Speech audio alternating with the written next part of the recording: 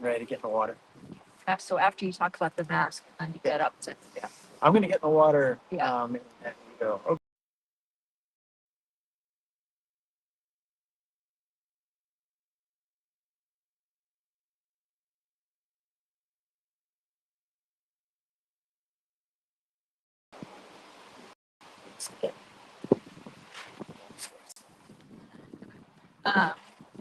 I'll switch us over to just Gwen, and then Gwen will say we're out here.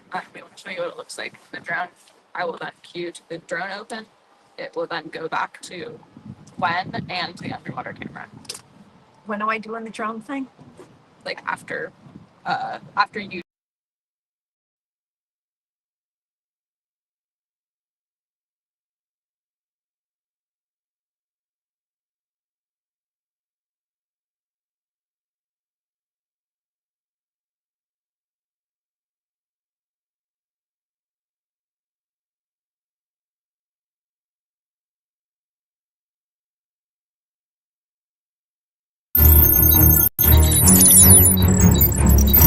Scanner complete.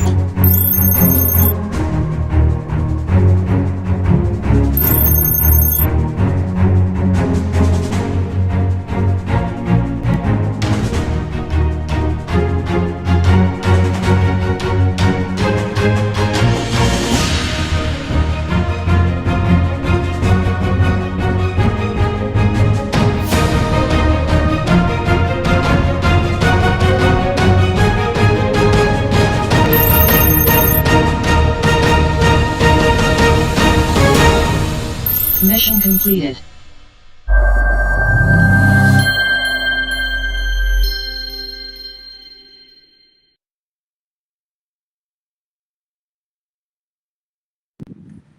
Hello, everyone, and welcome to our show today. Welcome to the Manatees of Crystal River, Florida. I'm Kylie Vandy Wingard, your moderator, and today we have an exciting adventure lined up for you all. I said that I was in Florida.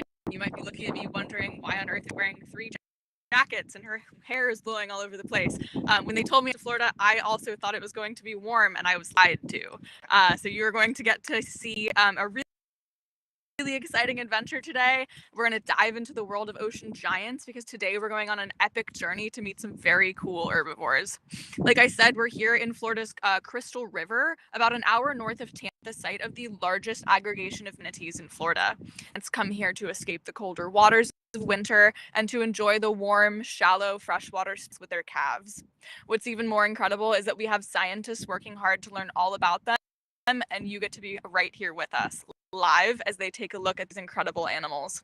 We'll be joined shortly by our host, Dr. Chris Lowe, and our resident marine mammal expert, Dr. Gwen Goodmanlowe, who come to us both from CSU Long Beach. In the water with me right now looking for together, we'll learn about manatee anatomy, biology, and the role in the ocean ecosystem. We're going to answer your guys' questions at the end, show you some cool behind the scenes action, and we're going to get up close and personal, hopefully with some giants. Just a reminder, as usual with these streams, we are out in somewhat remote places. If the stream doesn't look like your TV at home, as we are broadcasting with Starlink and we are physically on the water. All right, let's go ahead and let's take a look at what Dr. Lowe and Dr. Goodmanlowe are doing. Welcome, everybody. So here we are in blustery Central Florida, and it is blustery. It's cool. So I'm here with Dr. Goodmanlowe, my better half, my smarter half, and our resident expert in marine mammals. We have a great team with us today. We have Leo, who is a NOAA youth ambassador over here. Hello. And then we have over here Delaney, who is one of our underwater camera people. We have Bethy, who's one of our safety divers. We have Captain Dan, also behind Ocean Lab. We have our camera one, who's panning right now, Roxanne. There she is. So we're here to talk to you today about manatees. And trust me, I'm a shark guy. I don't know that much about marine mammals, and I'm always eager to learn. So what's interesting is today the marine mammals we're going to learn about are manatees. And manatees have a range that typically is restricted, right? They're not found up in the poles. So they're found where? Well, actually, manatees are a marine mammal. Let's start with that. So they actually are a marine mammal, but they're very marine mammals in that they cannot withstand cold water. They're the only marine mammal that has to be in water that's warmer than 68 degrees Fahrenheit. So in Florida, in the winter, as you can see, we're all bundled up. Water actually gets really cold, but they will migrate to these freshwater springs because the freshwater springs have a constant temperature of about 72 degrees Fahrenheit. So I only wish it was 72 degrees Fahrenheit right now because our weather person tells us that it's about 54 degrees, feels like 44 degrees, which is why we're all bundled up. So that's why we're where we are, which is called Hunter Springs Park. So I am really excited to see manatees, and we've been out the last couple of days looking for them. Visibility's been bad because the weather's not been great, but this area's a little bit clear. Yes. And I'm really excited about 72-degree water. Yeah. So what makes this program unique is normally when we're out in the water, we're wearing something like a mask and snorkel, and you can't talk very well underwater. So this, I'd be like talking, you wouldn't be able to hear me. But now using these OTS full face masks, I can talk to you while I'm underwater, and I'm going to be asking questions when we see manatees or other life that are in this area about what these animals are doing. So with this technology, I get to ask things from underwater, and I can actually hear you ask me questions. That's crazy. Isn't it? Yeah. All right, so Can't wait. I need to get warm. I can't I'm wait going for to you get to in the go in water. the water. Okay. All right. Okay, so while he's getting set up, what we're going to do is show you some drone footage we took yesterday. So today it's too windy to fly the drone, but yesterday our drone got some really nice footage, aerial footage of the manatees in the water, resting in the water. So Kylie's going to show us some drone footage currently.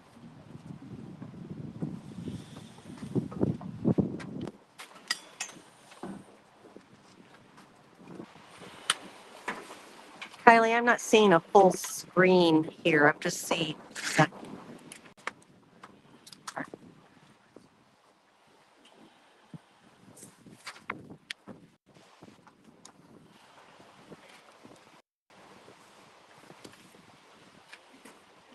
All right, so Leo's going to take over for Chris while he's getting in the water. And Yeah, I setting have up. some questions for you. That sounds Yeah. great. So manatees are very large in size. Do they have a lot of blood? Does that keep them? So that's a great question. So manatees are huge, right? Yeah. And a lot of people say, I don't understand how big when they only feed on plants. But when you think about it, most of the herbivores on Earth are actually larger than the carnivores. Think about elephants and things like. And manatees actually evolved from an ancestor that was similar to an elephant. So they are very, very large. But the weird thing is that even though they look really fat, their blubber layer is only an inch thick. Oh wow. Yeah. And because of that, that's actually what makes them sensitive to cold water, and they can something known as cold stress. So, but it's because their body is big, but their blubber layer is actually really thin compared to other marine mammals. And the other, even though manatees have little sparse hairs all over their body, they don't have a fur pelage or fur coat like other marine mammals do. And their blubber, like whales and dolphins, is not super thick. So that's what makes them very sensitive. Okay. And to grow to that size, obviously you need to eat a lot. What's their diet? Yeah. Yeah, all right, good question. So their diet is actually mainly plant materials. They feed on seagrasses. They're very efficient at digesting the nutrients that are in seagrasses.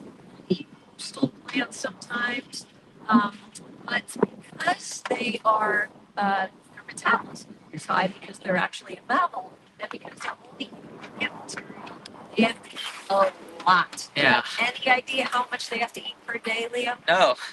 Any guesses? Maybe 3 pounds. Wow, 3 pounds. How much do you eat per day for your body weight?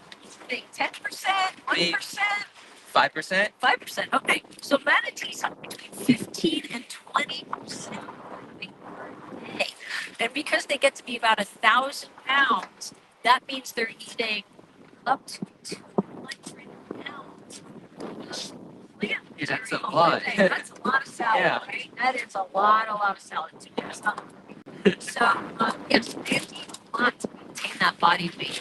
But again, it's material. They're actually the only herbivorous marine mammal that we have. So to eat all these plants, do they have teeth? That's a pretty good question. Yeah, they have teeth. Their teeth are some of the coolest in the marine mammal world, in my opinion, because they're only molars. So we have incisors, we have canines, we have molars, but their entire mouth is just molars. And because they're eating plant material, which is very rough, their molars, their teeth wear down as they're eating. Yeah. So what happens is they have a kind of conveyor belt for their teeth, where their teeth will start in the back like this, and they'll move slowly forward, forward, and when they get to the front, they're just little nubs. And so they actually have a really cool name for that. It's called molar marching. Yeah. And then Because they're sort of, yeah. Sharks have a similar thing, but not really. So shark teeth, as you know, sharks have rows and rows of teeth that come up and come out like that and are constantly falling out and being replaced. These are the only other marine mammal, or the only other animal that I know of where their teeth actually are falling out on their own. Because if you think about it, we have two sets of teeth as humans, but once our adult teeth are in, unless you break it or you have to have a root You canal or can't something, grow they have back. to pull it out, right? No other animal like cats and dogs, they all have full teeth, but they have those two sets of teeth, and that's it.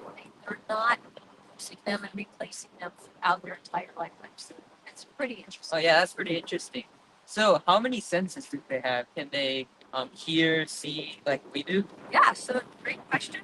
So as far as their senses go, they have the five senses like us. So what are our five senses? I'm going to pick up my little Mary the manatee prop here. Yeah, so we what are can our five touch, senses here? we can see, Touch, yeah, we can hear, we can feel, and eat.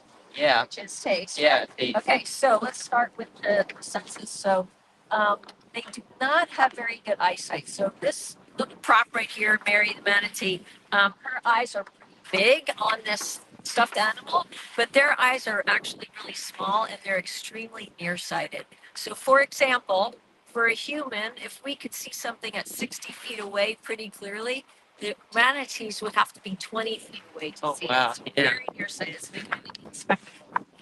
So that's eyesight. Their sense of taste um, uh, isn't very great. They can't taste different, a lot of different things like that. And that's mainly because they're feeding on plant materials. They don't really taste. Yeah. So, for example, sea otters have favorite food items they can taste really well. Not they don't taste really well, but they have their sense of taste is really good. And so they actually have favorite food items. Different sea otters will say, I only like that, only like that. But with manatees, because they're really feeding mainly on plant material, their sense of taste isn't that great. Okay. Okay, so that's vision and taste. Their sense of touch, they have these things called vibrissae, which are right on the front here. And their sense of touch is actually the best sense that they have. They're so sensitive in their vibrissae. They have nerve endings all throughout the vibrissae that they can actually go up to another manatee, what I call snurfling, and touch each other with their vibrissae. And they can say, hey, that's Joe, or hey, that's Sally. So their sense of touch is actually the best. So we have taste, we have vision, we have touch, hearing. Okay, their hearing is interesting. So as you can see from Mary, you don't see any external ear flaps over here. It's all smooth. Their ear is, if you can see a manatee up close, their ear is just a tiny little dot, little hole, tiny, tiny hole. That's on their, back button here by this little wrinkle. And they can hear, but they mainly hear in the upper frequencies. So they don't really hear very well in the lower frequencies. So that's a little bit of an issue for conservation because boats typically put out kind of lower frequency sounds and they don't really hear boats until they get really close to Yeah. Okay, so what did I miss? So we have vision, touch, that's vision, hearing, taste. I think we covered all of them. Yeah. Yeah, okay. So manatees, they make squeaking noises. Is that for communication? Yeah. So squeaky noises, think about it. That's really high frequency, right? Yeah. So that's an indication that they can only hear in the high frequency levels. Yes, so they communicate with squeaks and kind of whistles and things like that. And mainly they are communicating with the moms are communicating with dads. So, for example, they're not really communicating with, say, males for mating or like with each other, like, hey, there's a great seagrass bed over here. Yeah. It's mainly like to keep track of their calves. There's fear. They can, make sounds for fear, surprise, things like that. So their communication is good, but it's more limited than say humpback whales that have the elaborate songs for communication and things like that. So, but they do make sounds together, mainly in the high frequency. Okay. And how do they reproduce? Okay, another great question. So um, let's talk about that for a second. So to start with, manatees have a really interesting reproductive system where it's called mating herds. So in other words, what happens is you'll get one female, and a bunch of males will find her, and they will kind of go come around her, and they'll more and they'll try to mate with the one female. So many males are trying to mate with one female. They'll push each other away. They try to get in the way of each other. And there's some theory as to how the males actually find the females. They think that could be smell. Oh, forgot to talk about something. Oh, smell. yeah. Let's go back for a second. So manatees do have nostrils, which they're going to be right here. And the nostrils they can't breathe underwater. Just like any mammal, their nostrils have to be closed when they're underwater, but they can smell when they're, in the air. And they think that maybe the manatees lose some of their scent on rocks and things like that. And the males smell that because they don't really know how they find each other. Not males find each other. So they form these mating herds, and the males will kind of all crowd around the female, and then one of them will mate with her. One of many will mate with her, but she only has one calf per year. Okay, so there's Manatee right there. Can you see it? I'm gonna ask our camera person to go check out the Manatee right there, right by the boat. There it is. That was fantastic. All right. Very nice. Okay, so let's talk about their bodies for a second before, and then we'll get back to mating because we just saw it. So we saw a big, rounded, paddle-like tail. Okay, very important because they're slow swimmers, but they need that to maneuver around, to get around, and they need it to get down to the bottom for eating. The other thing is you might have noticed the coloration in their bodies. Their skin looks rough on it.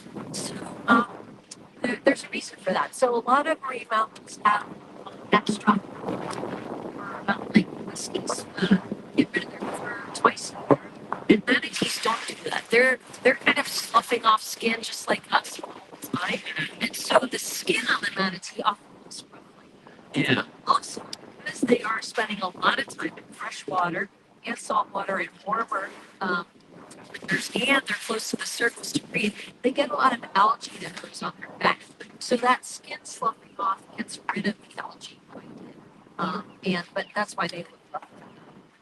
Okay, so back to the mating bird. So get pregnant, and she is pregnant for about 13 months, so longer than a year. And the mating season is typically summer. Okay, so then 13 months later, the 30 years later, so then it's starting baby. It's only one chicken. It's one. She's never pregnant one. She can only take care of one with her milk, one a year. So, and when the calves are born, they can weigh about 60 or 70 pounds. They're healthy. And then they grow to adult size in a few years. So, because the gestation period of pregnancy is so long, Manatee moms usually have a baby about every 8 years. Now, if the baby dies, right away, they get pregnant next year. So every 2 years, it's every 5 years. They need a rest. Because they need Yeah. rest. The baby is with them. She's taking care of the baby for 2 to 3 years. So it's been, a little while later, a year or two later, she'll be able to get pregnant again. And next year she'll be able to get pregnant. Then she'll be able to have the calf 13 months later. So Yeah.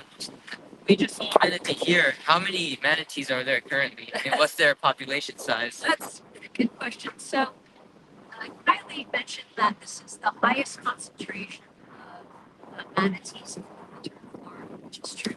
Overall, there's probably somewhere around 9,500 and 9,700 manatees, but they're in pockets. So, especially in the winter time, they have to go to these water springs to stay warm.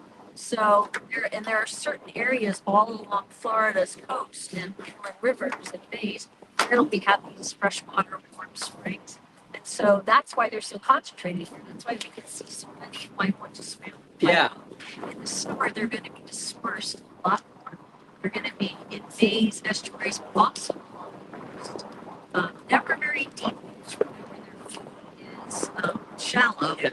So they don't really dive much more than, say, 60 feet, maybe 20 feet. And they can also breath for about 20 minutes max, but typically it's every 3 to 5 minutes, which is cool for us.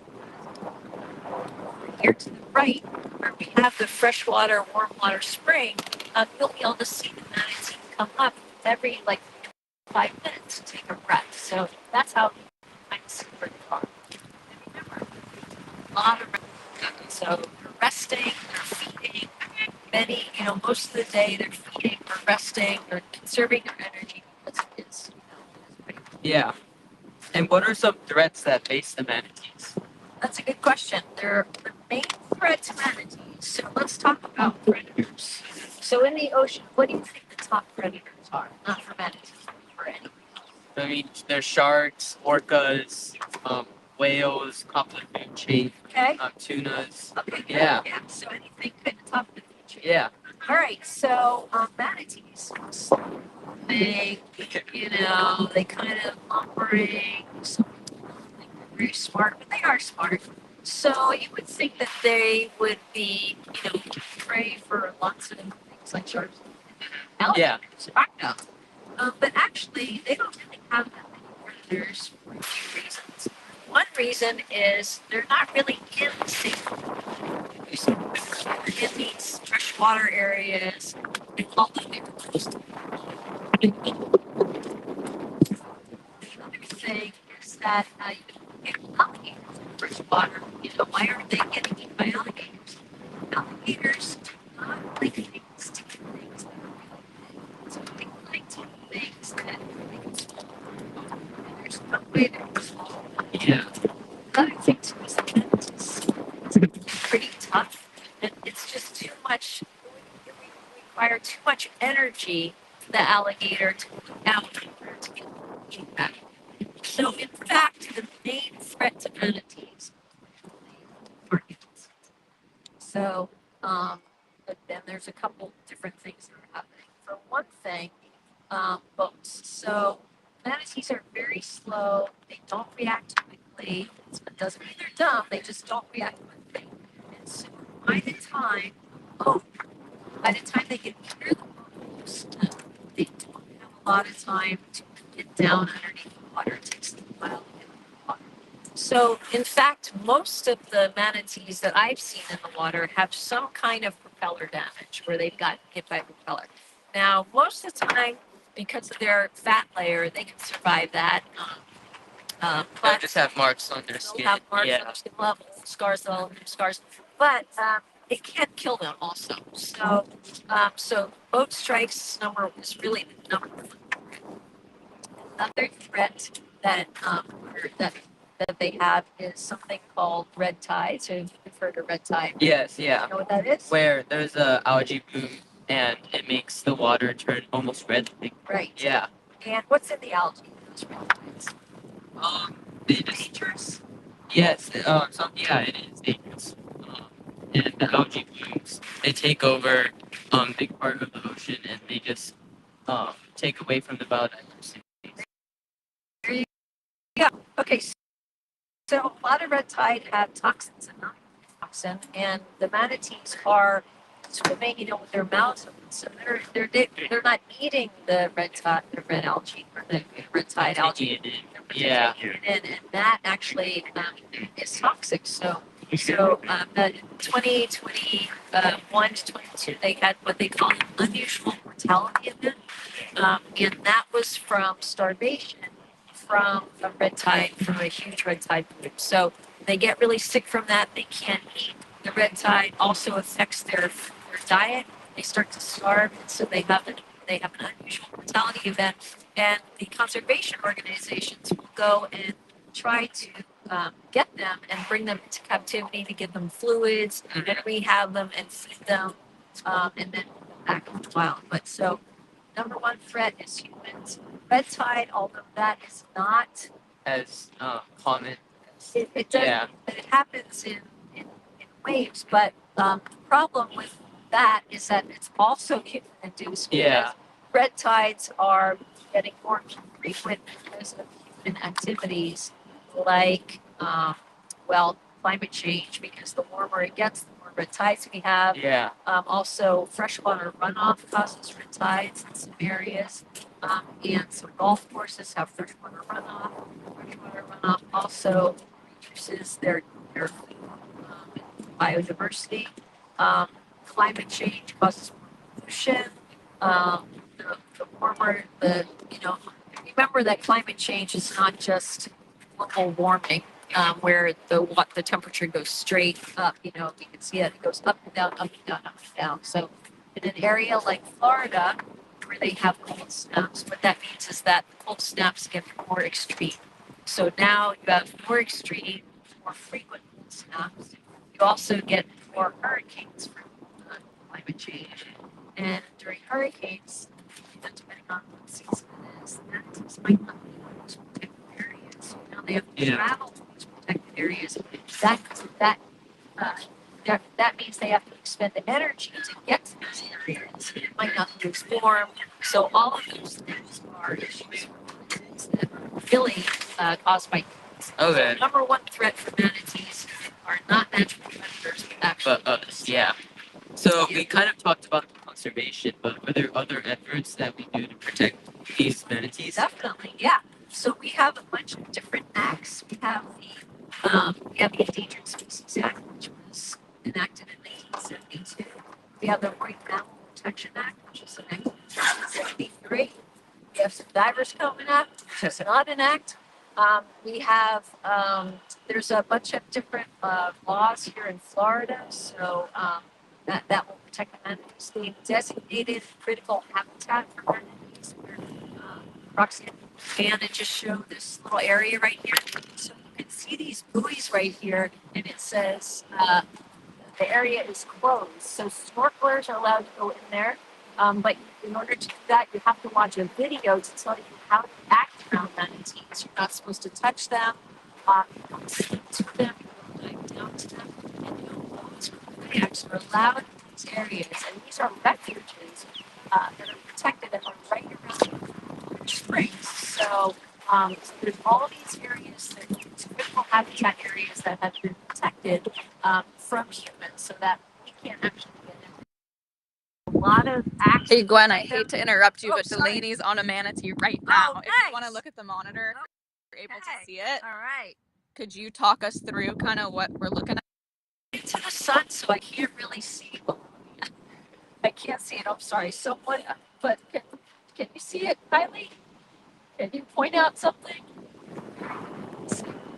All right, Gwen's having a little bit of hard time seeing the monitor, but I can see it. So you guys are looking at the face of the manatee. You've got Delaney in the water. It looks like the manatee's actually kind of curious and coming up to Delaney, which is pretty cool.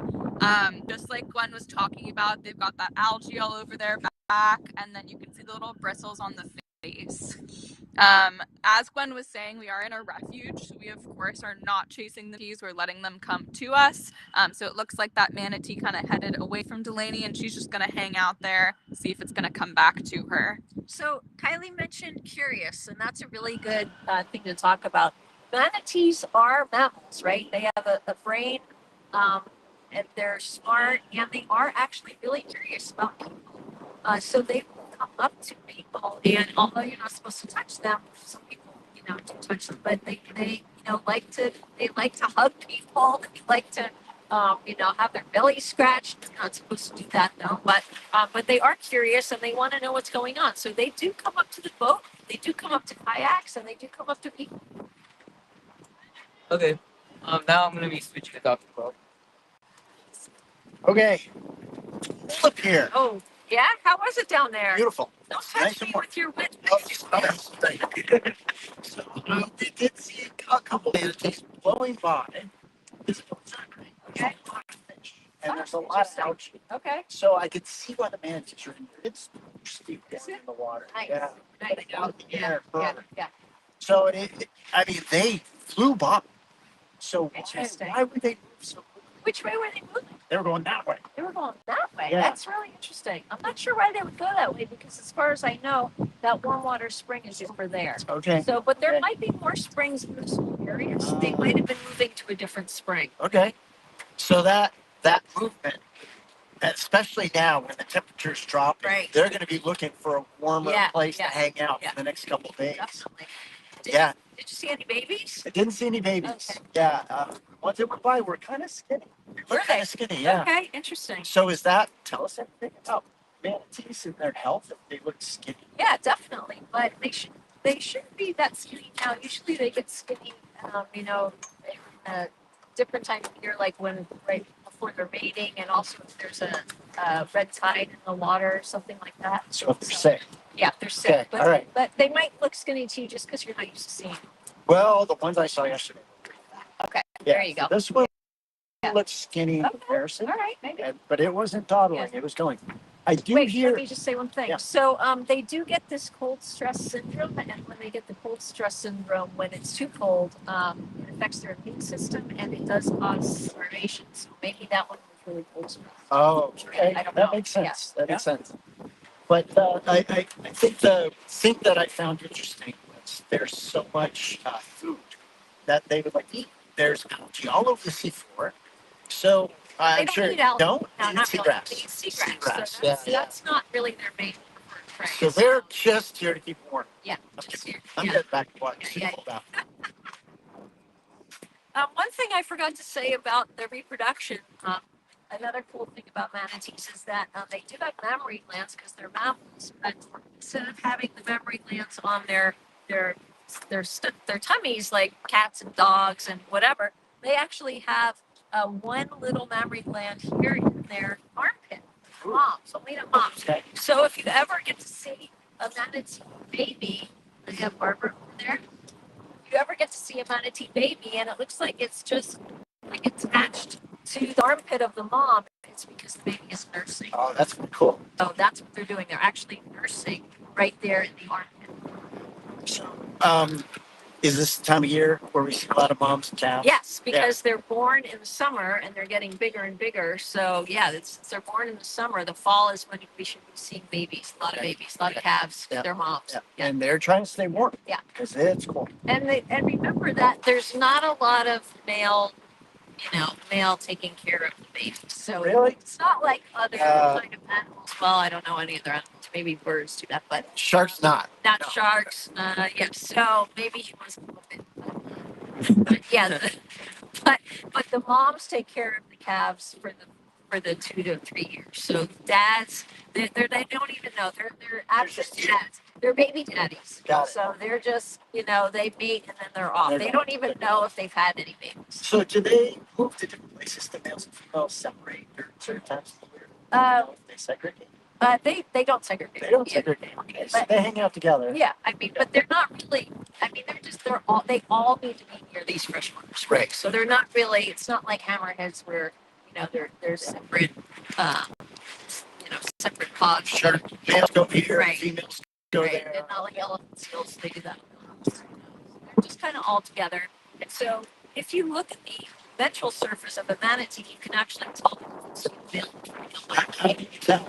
so there's different orifices, different orifices. And so like in the male, the umbilical scar will be here, Okay. and the urogenital area where the penis comes out will be here. Okay. And in females, her urogenital area is going to be here. Closer to the penis tail.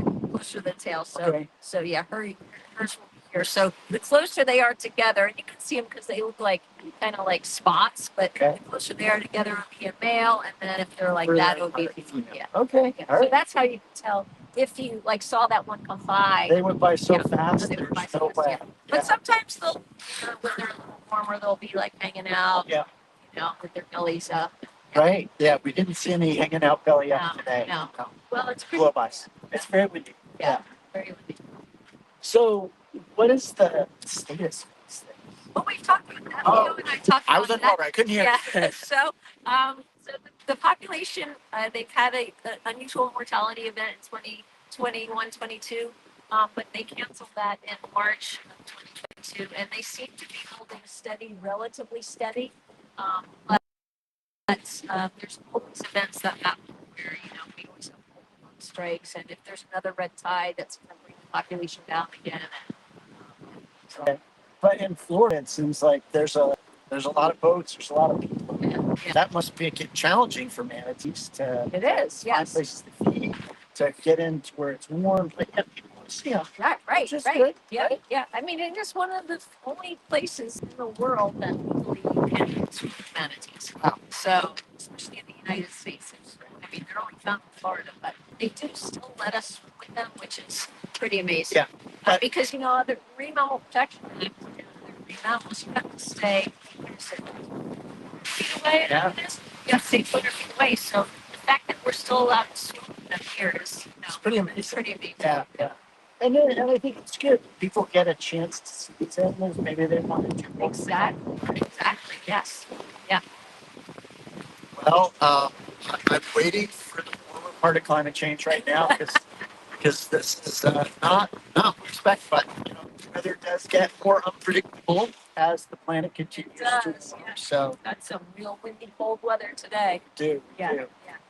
So, in terms of their ability, so they've been around. How long? How long have manatees been around? That's a good question. They've been around a long time. Yeah. Right, and million they're, years. I probably missed this part. They descendants from Elephants. elephants, right? Right. Well, not elephants. They had a common ancestor. Okay, all right. Descend- Yes. Yeah, But they went back to the water. Right. Yeah. Yeah. So, in other places, that used to not do very well. There's different species of manatees. So it's in some places they are. It's like, we have about 9,500. I think Amazonian manatee population. I can't remember exactly, but I think it's like around 30,000. 30,000. Yeah. Wow. Yeah. Okay. Yeah. So there are different species have different issues. Okay. Very, very interesting animals. Yeah. They just seem so energy efficient. They're just laying there a lot of times, just hovering. And I know they're most intense thing. Just breath of air, Yeah. watch them come to the surface, Yeah. and then they exhale, and then they sink back down. And you could swim right by them, and they just like sleep. They are sleeping. A lot of us are now. So all of that is to conserve energy. Yes. Yep, I'm ready to conserve some energy right now. All my energy is going into shivering, which is how this is trying to stay warm. Me too. I wish I had some of that manatee. So, Kylie, do we have any questions? Yeah, guys, so we have a bunch of questions. One of my questions is why it's blowing so hard, why all my stuff is blowing away. But we do have a bunch of questions from across the country. So our first question is from a patient in Miami, which is pretty close to where we are right now. I really hope it's warmer there. They want to know, why do manatees move so slowly, and are they ever in a hurry? That's Oh, a good that's a question. great question. Okay, so if you think about it, because manatees are herbivores, they don't have to move quickly. There's nothing that they have to catch, right? They're not going for fish or anything like that. So they really don't have to move quickly.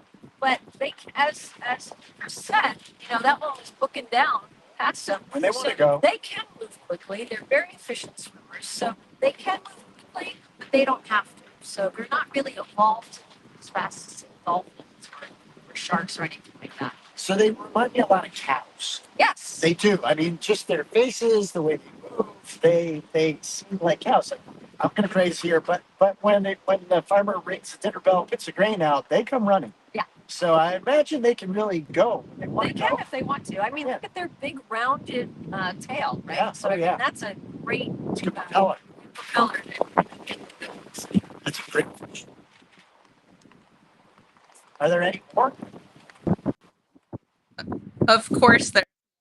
That actually is a wonderful segue because somebody in Salt Lake City wanted to know why they're sometimes called sea cows. I think we kind of answered that question.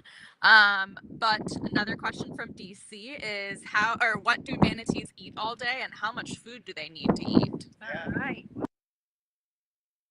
As I said before, manatees eat seagrass and sometimes coastal plants. And they need to eat about 15 to 20% of their body weight per day. So that means they're going to be eating up to 200 pounds per day since they weigh about 1,000 pounds. It's a lot of plants, right? It's a lot of salad. Yeah, that's a lot of salad. And that was right up. Probably talked about that. Talked about it. Yeah, crazy. Talked about it. So, yeah. Just a lot of silica and seagrass. Yes, yeah. That's Just really. wears their teeth right Yeah. down. Wow, that's a lot of food. No cavities for them. No cavities for them. Those are great questions. All right. Well, I think that I ate about 200 pounds of biscuits and gravy this morning, so I'm basically a sea cow. Again, as you guys can see at home, I'm becoming more and more of an egg as we continue to blow away. Okay, someone in Orlando wants to know, where do the manatees sleep if they live in the water? They sleep in the water. Most marine mammals, other than seals and sea lions, are in the water 100% of the time. And so manatees, what they do is they go into a resting state. They can hold their breaths for up to 20 minutes. And then they just come to the surface and probably still in some kind of state of sleep. Because it's innate for them to come to the surface. Then they just come to the surface slowly, take a breath, and then just go back down to the bottom. Just remember, they're not found very deep. So they're in the water here. So they're resting in very shallow water, so they don't really have much to just take a breath and then go back down to the bottom. So now, we obviously live in air, so we don't have anything. But how do they do? It's just an innate ability, just like all marine mammals. So, but when they're resting, does their brain turn off? Or are they one of the ones that can turn off half their brain? They don't really know yet. Yeah, we don't know about manatees. Yeah. All right. Because dolphins and whales. Yeah, it's dolphins. And you know that sharks. If you know the sharks. And marine mammals. Yes. I don't know if I can understand it. Either that, or they're always really tired. That's why that. That's why they're get so out, slow. Get out of my way. I'm going to take it.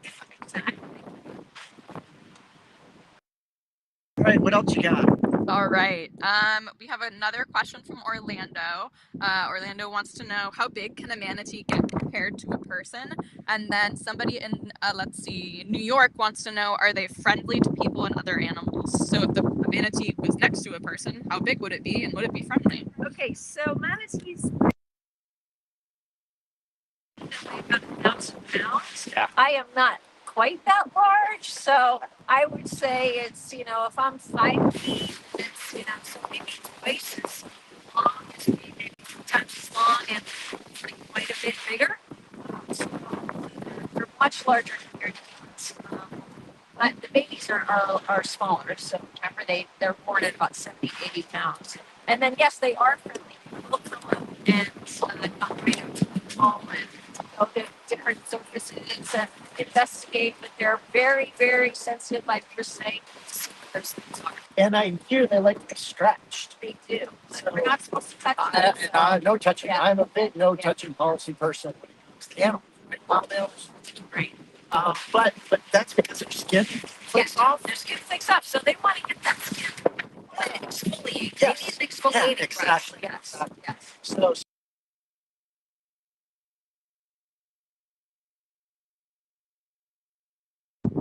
Well, we seem to have lost the feed that has Dr. Goodmanlowe and Dr. Gwen Goodmanlowe. Oh, and they're back.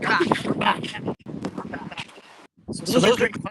And size matters, right? Because the bigger you are, the greater you are, the greater the feet you can hold in Yes, your body, definitely. especially in cold water. So that big body does a lot. Yes. Okay.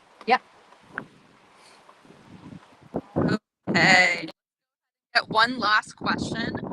Somebody in Dallas wants to know, what can kids specifically do to help protect manatees and to keep them safe?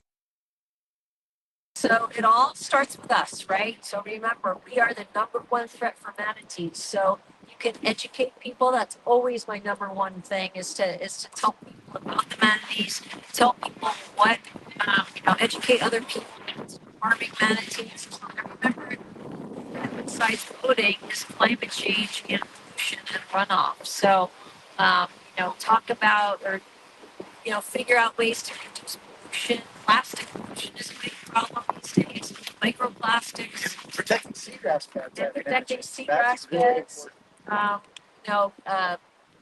Maybe frequenting, if you're a golfer, frequenting golf courses that don't use fertilizer, because Yep. the fertilizers go into the water and create issues for the red tides and create issues for the seagrass, causes starvation. So pollution and education are the two things that you should really concentrate on if you want to try to help manatees. Yep. Yep. And we should all want to help manatees. They're important. They keep our ecosystems, especially our marine ecosystems, healthy. Yes. And they're freaking animals. Yeah, they are.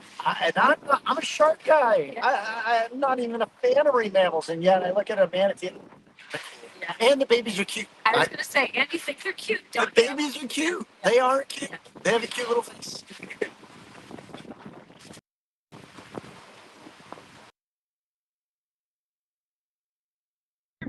All right, everyone, go ahead and say goodbye to Dr. Lowe and Dr. Goodmanlowe. That is all the time that we have for today. We hope you guys enjoyed this. I enjoyed it so much, and I know that the researchers did, even though we are all freezing to our core. We're really stoked that we got you guys to see a manatee underwater, actually a couple manatees underwater. That was awesome. Thank you, as always, for tuning in, and stay up to date with on our website, on our email list, with the shows that we'll have in the future. And that's all for now.